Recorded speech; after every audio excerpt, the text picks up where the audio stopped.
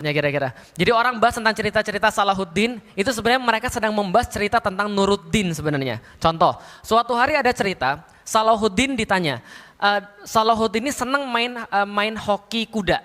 Pernah tahu hoki kuda? Jadi naik di atas kuda terus permainan lah.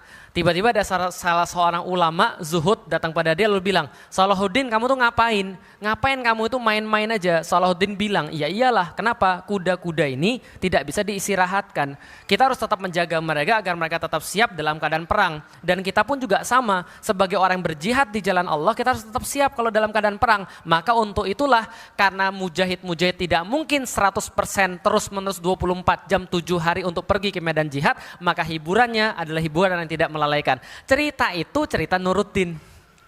Paham gak kira-kira saya? Tapi orang cerita tentang Salahuddin, karena Salahuddin juga mungkin menceritakan tentang itu. Kebaikan-kebaikannya Salahuddin itu semua cerita tentang Nuruddin.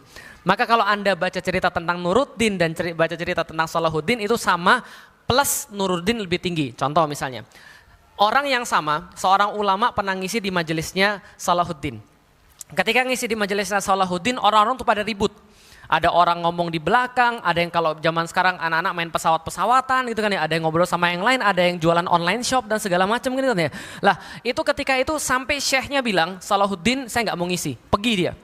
Dia pergi, lalu kemudian di rumahnya dia dibujuk, kenapa syekh, kenapa syekh? Akhirnya syekhnya bilang, saya nggak mau ngisi di majelis kamu, kenapa? Majelismu kayak pasar.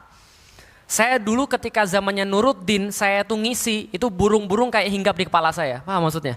Jadi saking kemudian heningnya majelis itu, saking kemudian Nuruddin sangat perhatian pada kemudian segala macamnya, maka dia kemudian sampai sangat merasa nyaman ketika ngisi.